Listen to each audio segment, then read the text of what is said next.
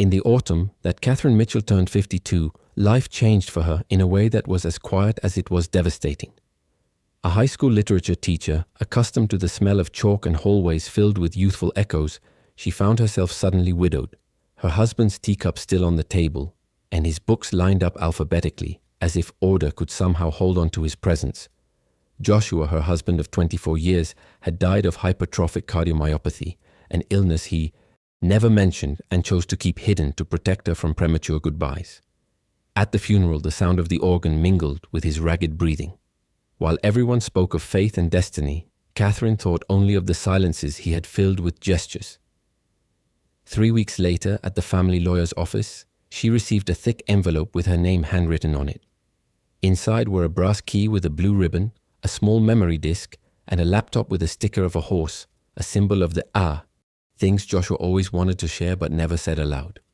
The lawyer explained that Joshua had secretly bought back his childhood farm, Maple Creek Farm, in the Alberta countryside, restoring it piece by piece and putting it in his name. He had left posthumous instructions, detailed like a novel, blueprints, passwords, lists, and a final letter. Catherine barely heard the rest. That farm was the place he had always forbidden her to visit, the only spot on the family map crossed out in invisible ink. Now suddenly it was hers. The next day, Catherine woke before dawn. She didn't turn on the lights. She let the twilight guide her movements as if the darkness knew better than she did where to begin. She packed a wool jacket, a thermos of coffee, and the envelope with the key.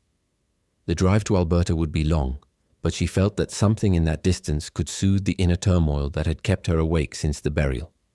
As she drove along the fog-shrouded roads, the sound of the tires on the asphalt reminded her of Joshua's heartbeat on sleepless nights. Every kilometer was an unspoken word, a postponed confession. When the sun began to silhouette the fields and the rusted fences, she thought that never had a sunrise seemed so alien and so necessary at the same time. Hours later, when the road narrowed to a gravel track and the green markers began to disappear, she saw the fire-etched wooden sign, Maple Creek Farm. The main house was freshly painted with white shutters and a porch so immaculate it seemed to await a visitor who would never come. The air smelled of treated wood and lavender, and from the barn came the snorting of the horses, 6 in total, each with a copper name tag: Faith, Hunter, Ivy, Storm, Laurel, and Moon. Joshua had chosen those names. In the kitchen on the table lay the open laptop. On the screen, a file called Year 1 and a video labeled Day 1. She played it without thinking, and there he was, Joshua with the yellow light. From the barn behind him, and that calm smile that always preceded important news. "Oh, ChatGPT dice," Joshua's voice filled the room as if time had stood still. He spoke slowly, with that tone somewhere between professor and confidant that he used when he wanted something to stick. He explained that he had spent the last few years rebuilding the farm, not just to leave her a place, but a way to live without him. Every detail, the stables, the art studio, the lavender garden, had been carefully considered to remind her who she was before the fear, before she was reduced to wife and caregiver. He asked her not to be afraid of secrets, to follow the instructions on the computer, and above all to trust Ellis the horseman. At the end of the video, Joshua smiled wistfully and said, "When you arrive, you'll understand why I forbade you from coming before." The screen went dark and the silence became physical again, an invisible wall between what had been and what she was about to discover. She barely had time to process those words when the sound of tires on gravel pulled her from her thoughts. 3 silver SUVs pulled up in front of the house, kicking up a cloud of dust that smelled of hot metal. Robert, Joshua's eldest brother, got out of one of them with the haughty air of someone who has never had to explain his motives. Alan and David followed behind, and beside them was an RCMP officer surveying the surroundings with professional neutrality. They carried folders, envelopes, and wore rehearsed expressions of urgency. Catherine understood immediately. They hadn't come to offer condolences, but to fight over an inheritance. There was more than just ambition in their faces. There was a kind of haste to erase Joshua's presence from that place. Robert spoke first, his voice like a contract read aloud in a threatening tone. He explained that the Maple Creek property had been repurchased irregularly, that there were doubts about the legality of the will, and that, for everyone's sake, it was best if she handed over the keys until a judge decided. Catherine listened silently, watching as the 3 of their hands moved with identical gestures, as if they were following a memorized script. The officer, uncomfortable, tried to smooth things over by saying he only needed to verify the integrity of the property. But when Robert handed over a piece of paper with his name underlined and a falsely friendly signature, Catherine realized that none of this had anything to do with justice. It was pure greed, disguised as legal jargon. She took a deep breath, stood up, and walked to the window. The reflection of the computer screen showed Joshua's motionless face, frozen on the last frame of the video. She felt him watching her from there, giving her time. She remembered the lawyer's words. Your husband was meticulous to the very end. Nothing was left to chance. Instead of giving in, she opened a drawer in the dresser where she found an envelope, labeled property titles. Inside were the original documents, sealed and with certified copies. She placed them on the table with a calmness that disarmed everyone. If any of you want to talk about legality, she said quietly, let's start here. The three brothers looked at each other, gauging for the first time the distance between a woman's grief and her determination. That same afternoon, after the brothers left promising to return with lawyers, Catherine decided to explore the estate more thoroughly. The evening breeze stirred the lavender fields, filling the air with a sweet, earthy scent that soothed the tension. In the stable, she found Ellis, a man with a grey beard and clear eyes who greeted her respectfully, his voice trembling slightly. He told me you were coming, he confided, adjusting the bridle of one of the horses. Joshua had entrusted him with the task of looking after everything until his arrival, without revealing why. He told her about a place where the answers are kept beneath the old barn. Catherine followed him, and in a corner covered by dusty planks they discovered a locked trapdoor. The key with the blue ribbon fit perfectly. The descent was narrow and smelled of damp wood. Down there she found what Joshua called his war room, an orderly space with maps, folders, tape recorders, and an old monitor connected to hard drives labeled with dates. On the walls hung geological diagrams and copies of emails detailing frauds and financial maneuvers by his own brothers. Joshua had documented everything, anticipating the attack. On a metal shelf, Catherine found a blue notebook with crooked lettering, for when it all turns to noise. On the first page, Joshua's handwriting read, "Don't fight for me, fight for what can still grow." The phrase sent a shiver down her spine. She understood that this room wasn't just a refuge, it was the game board he had started, knowing he wouldn't be around to see it end. For the next few days, Catherine turned the kitchen into her command center. Every morning, before the sun rose over the fields, she turned on her computer and opened a new video. Joshua always appeared in the same place, sitting in the barn, his sleeves rolled up, with the serenity of someone who knows time is running out. In one of the files, he spoke directly about his brothers, how they had sold part of the family inheritance without declaring it, how they had hidden the oil reports that indicated the presence of a large deposit in the Western Acres. Joshua had bought back the farm not out of nostalgia, but to protect the land from their ambitions. "They're going to come for you," he said in a measured tone. "When they do, remember that the land only obeys those who care for it, not those who covet it." Catherine stopped the video and rested her forehead in her hands. She had never felt so much love and so much rage at the same time. As the echo of Joshua's words still vibrated in her mind, the phone rang. It was Jenna, her daughter, her voice thick with confusion.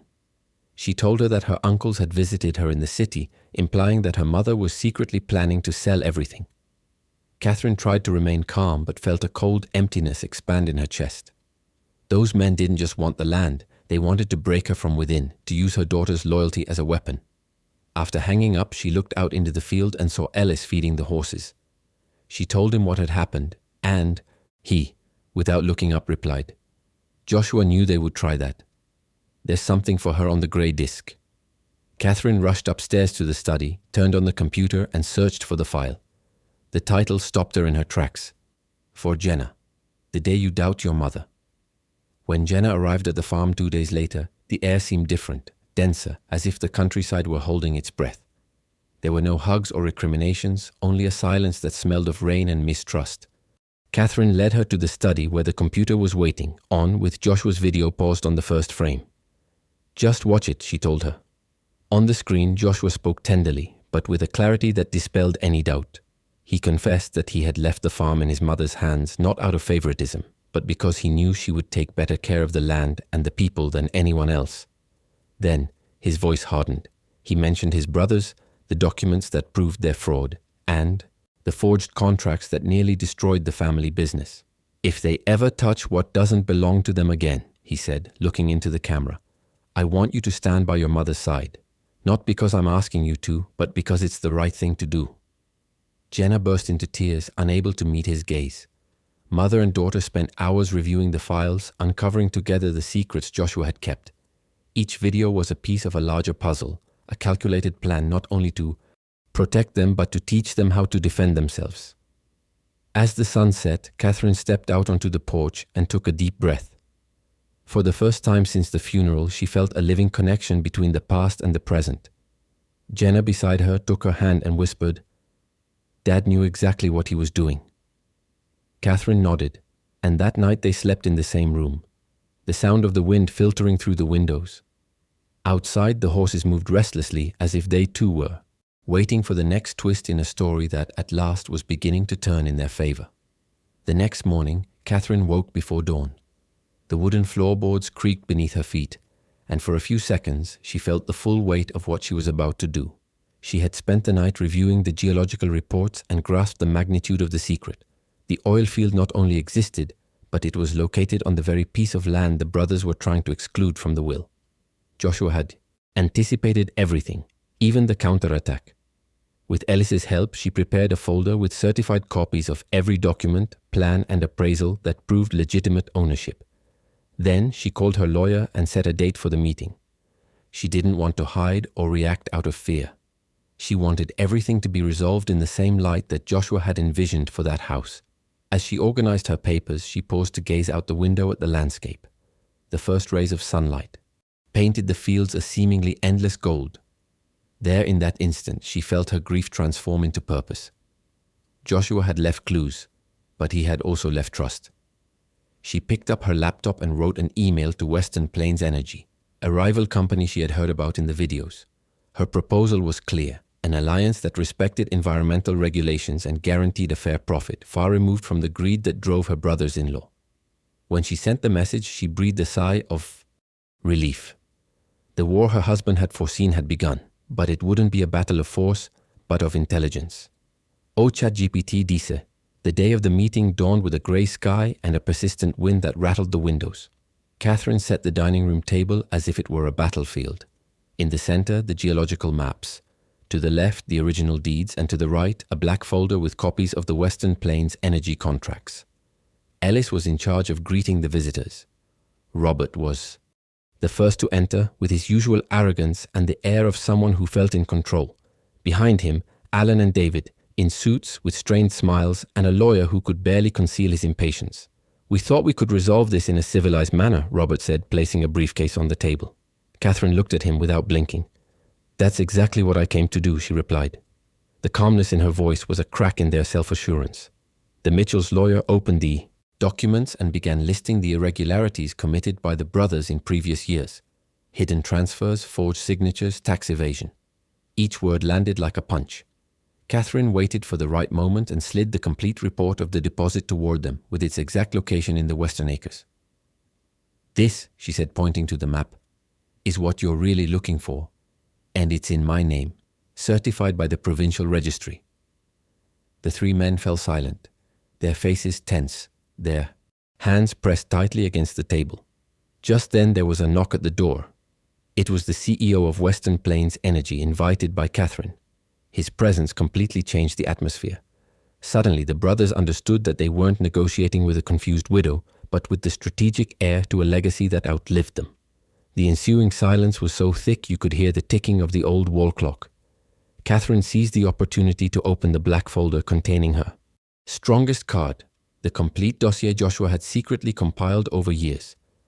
Inside was irrefutable proof that Robert, Alan, and David had manipulated the family business's funds and falsified financial statements to seize shares that didn't belong to them. Copies of emails, bank statements, and statements from complicit employees were there, signed, sealed, impossible to deny. "My husband knew you would betray him," Catherine said, with an uncharacteristic calm. "And he also knew I would have to face you someday." Robert tried to speak, but the words dissolved into a nervous tremor that left him exposed. The Western Plains executive watched silently, taking notes. Finally, he broke the tension by saying the company would be willing to collaborate with Maple Creek Farm on the condition of absolute transparency and Catherine's direct control. It was confirmation that his plan had worked. Alan, the youngest, put his hands to his face, overwhelmed by defeat, while David muttered something about settling this out of court. But it was too late. The power had shifted. Catherine closed the folder and said simply, "I don't want to destroy you. I just want you to stop lying." It was then that the wind opened a dining room window, letting in a cold gust that lifted some papers. No one moved. Joshua somehow was there, in every precise decision, in every silence that weighed more than a word. The meeting ended with the signing of an agreement that sealed more than just a financial deal. It sealed the final downfall of 3 men who had mistaken power for right. Catherine demanded a non-contest clause and the immediate transfer of any interest the brothers might have claimed in Maple Creek Farm. Their lawyer, pale and resigned, signed on their behalf as the notary drew up the deed. The CEO of Western Plains extended his hand to Catherine and said his company would guarantee compliance with environmental standards and the restoration of the land after extraction. It was the kind of contract Joshua would have approved: fair, clean, and sustainable. As the brothers left the house, the echo of their footsteps sounded hollow, as if the building itself were repelling them. Catherine stood there, gazing out the window at the field that was now officially hers. That night, she turned on the lights in the art studio Joshua had prepared for her. The walls smelled of new wood and promise. She placed a canvas on the easel, took out the paints she'd stored away for years, and began mixing colors without a plan, letting her hands move on their own. On the laptop, Joshua's videos continued, numbered up to day 365. She opened the next one and heard his voice saying, "If you're watching this, it means you won." Catherine smiled, silent tears falling onto the paintbrush. For the first time, the pain wasn't a burden, but a form of gratitude. She sat on the floor, surrounded by the echo of the wind, and thought that perhaps true love wasn't about clinging to someone, but about learning to keep building when all seems lost. During the following days, the farm regained a serene rhythm, as if the land itself recognized its new owner. Catherine spent her mornings in the workshop and her afternoons walking through the stables with Ellis, who, with her usual discretion, spoke of Joshua as if she still expected him to return at any moment. Jenna, now reconciled, began to help with the horses, and a new bond settled between mother and daughter, woven with gentle silences and a simple routine. One afternoon, while they were painting together and the sun filtered through the windows, Jenna said she would like to record her father's story, so that no one could distort it. Catherine nodded, and for a moment thought of all the people who had ever felt that emptiness between loss and finding. And if you who are watching this have ever felt that strange calm after a storm, share your story below. Perhaps sharing where you're coming from can help. Others heal a little too. Then Catherine lit a candle on the dining room table, right beneath Joshua's portrait. She had learned that some presences don't fade, they change form. From the window, she watched the distant lights of the oil platforms twinkling across the plain like stars someone had buried in the earth. In that distant glow, she saw a symbol of balance, the coexistence of memory and the future, of love and justice. She gave silent thanks for having survived her own story, and for having the strength to transform Joshua's legacy into something more than wealth, into an act of continuity. As the months passed, Maple Creek Farm became a living organism, breathing with the same rhythm as its inhabitants. Catherine restored the fences, planted new rows of lavender, and expanded the workshop to accommodate children from nearby rural schools. Some arrived without knowing how to hold a paintbrush, but left talking about light and roots. Jenna, who returned from university every weekend, filmed the classes and uploaded short clips online, convinced that telling this story could inspire others. Ellis, meanwhile, continued caring for the horses, humming old songs that Joshua used to play on the barn radio. In the winters, when snow blanketed the fields, they all gathered around the fireplace and watched one of the Year One videos, remembering that each image had been a form of premeditated love. One winter, Catherine received an official letter from the provincial government. The partnership with Western Plains Energy had been recognized as a model of sustainability. This confirmed not only her legal victory, but also her moral one. She realized she had come full circle. Joshua had planned a legacy, and she had continued it without betraying its essence. That evening, as she stepped onto the porch, the wind carried that soft music one only hears in places where someone truly loved. Catherine wrapped herself in her husband's old coat and gazed at the snowy horizon. In the sky, the stars looked like splashes of paint on a black canvas, and she smiled, thinking that perhaps Joshua had also prepared this view for her. Years later, Catherine's workshop had transformed into a small cultural center frequented by travelers, artists, and locals. The walls were covered with portraits of horses and landscapes of the valley, and above one hung an unfinished painting, Joshua's face framed by brush strokes of blue and gray. People said the place had something special about it, a calmness that defied description. Catherine would often reply that it was the energy of a promise fulfilled. Every anniversary, she and Jenna organized an open day to share the story of the farm. They didn't talk about contracts or oil, but about second chances, about what it means to nurture what you love even when no one is watching. As night fell, Catherine turned off the lights in the workshop and stood gazing at the fields. The moon reflected in the frozen puddles, and the air smelled of lavender and freshly lit wood. She felt a peace she hadn't known for decades, a quiet certainty. She had survived love, grief, and fear, and had transformed Joshua's legacy into something that continued to give life. She closed her eyes and thought that perhaps the true inheritance wasn't land or money, but the ability to reinvent oneself without losing tenderness. In that thought, all the noise of the world seemed to stop.